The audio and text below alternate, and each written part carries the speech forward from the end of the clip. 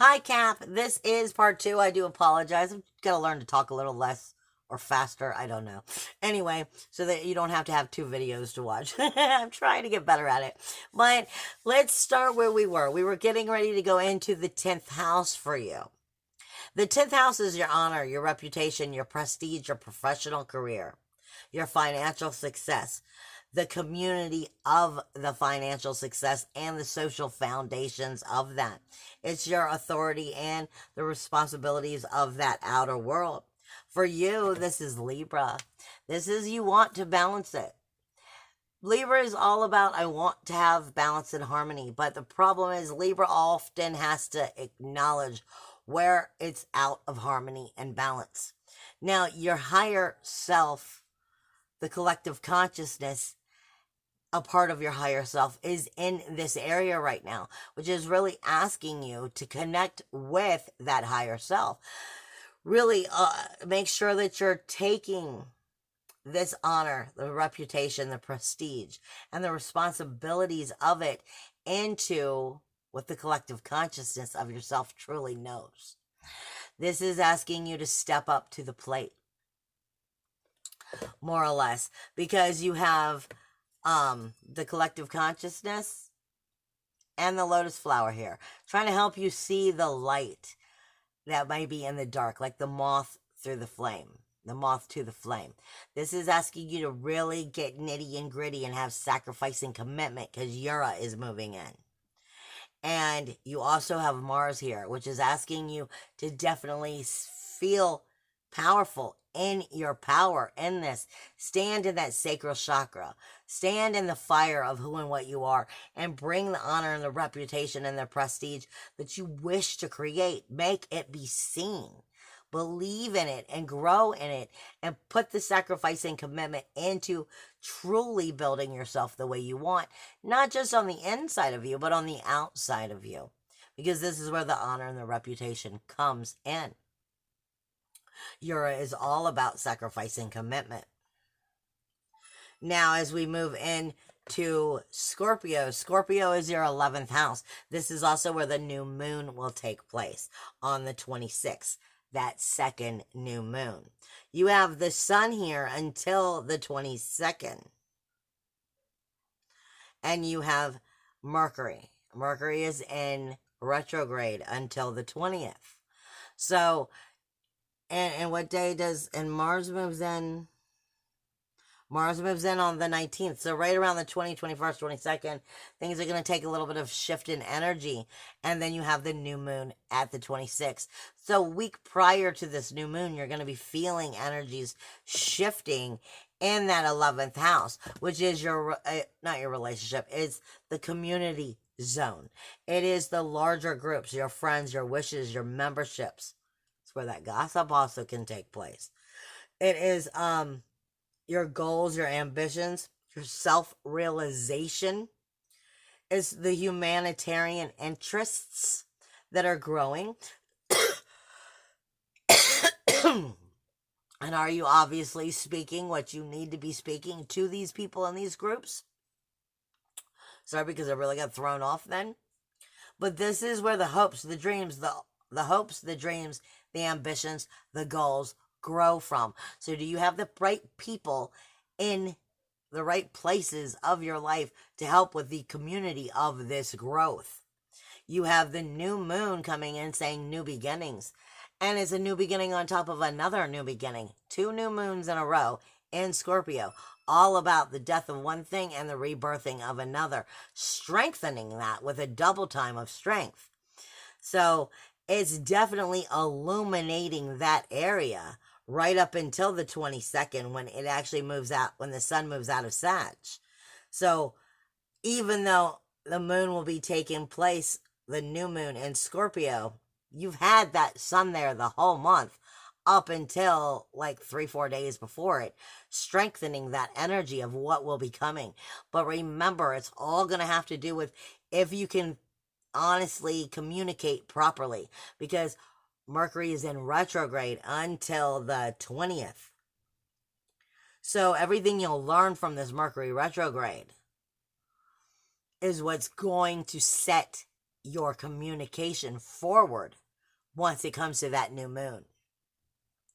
Because it's going to be all about that energy at that time. And the only thing that's still going to be here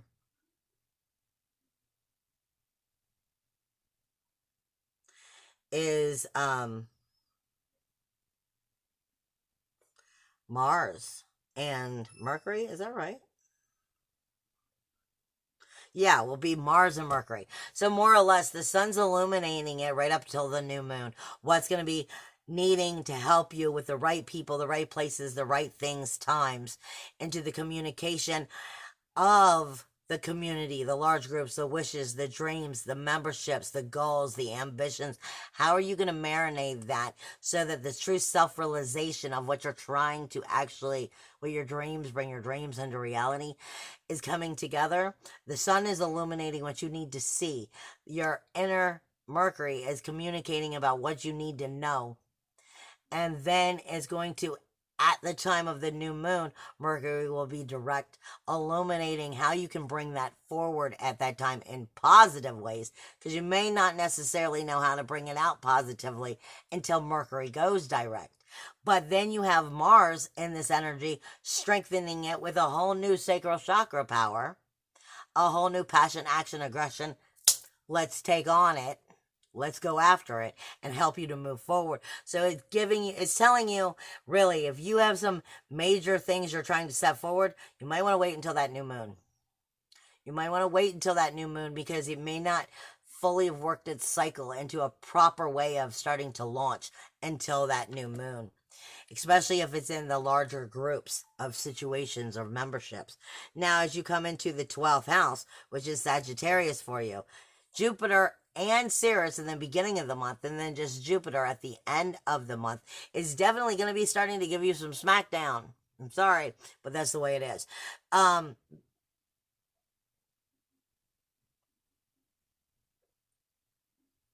They're also saying some of that universal 12th house is going to be speaking to your 4th house.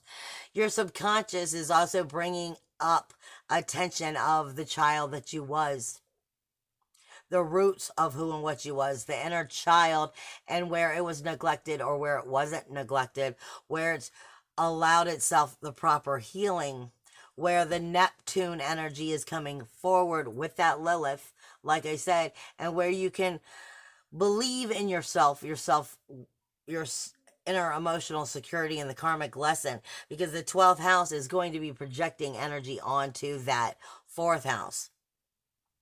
This is also Jupiter and Ceres again, saying as they're shifting into your, slowly getting ready to shift into your 1st house. Like I said, Ceres is going to come in this month, but it won't, Jupiter won't until January, like the first week. But Jupiter is the higher knowledge, the abundance, the magnification of healing, the hidden secrets, sorrow, shame, blame, healing the karmic debt, healing the self-deception, healing the skeletons in the closet. Jupiter has been here all year, creeping into these things that's making you rise, making you finish a cycle so that you're coming into a new, because when Jupiter comes in, you're going to be brand new on a brand new cycle with Saturn and with Lilith, not Lilith, Saturn and Pluto both in there for a hot minute, definitely magnifying the changes that are going to take place in the next year for you. But it's prepping you for this energy right now.